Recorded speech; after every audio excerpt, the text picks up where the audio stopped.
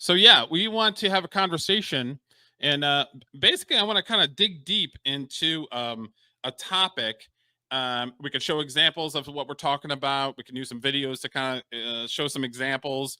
But I like conversation and just picking a topic and running with it. So we're gonna definitely do that. And my man Julio is here. What's going How's it on, buddy? going? What's It's going happening? great. How are you, So Derek? I'm doing well. So I approached you a week and a half ago, 2 weeks ago, and was like, Mhm. "Hey, I want to have a show where we dig deep into conversation and a topic, and it relates. I'm a movie guy. You're a music guy, so we're in the creative spaces, but it's like digging deep into one topic that kind of affects both of us, depending on Mhm. if you're scoring a movie or if I'm writing a movie or I'm writing a comedy. So it definitely affects both of us. And I thought it'd be cool to just have a conversation. So Yep, that sounds great. I'm looking forward to it. so so Comedy.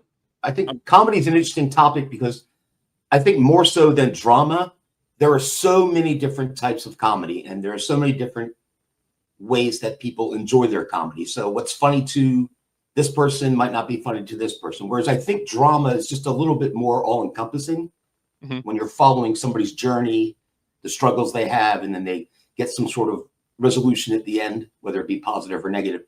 Whereas comedy is like almost niche, and you could be some people like surreal comedy, like I do, situational comedy, improv comedy. And so it's Slapstick, just goofy, slaps. Yep. dick and fart jokes, all kinds of different Right. things. And you said exactly what I was going to say. Comedy is so uh, niche.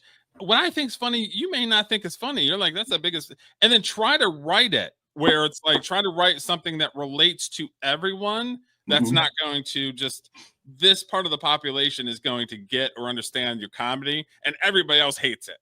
So Yep. that's And probably the hardest part. even the challenge, like we do, I don't know if you grew up on these, but I grew up on sitcoms was the huge thing. Not so much anymore, but back when I was growing up, and I didn't think about it at the time until you mentioned this topic. And I'm like, even though I didn't like some of them, I got to give kudos to the writers to come up with something every week and try to be funny. I mean, that must be a challenge.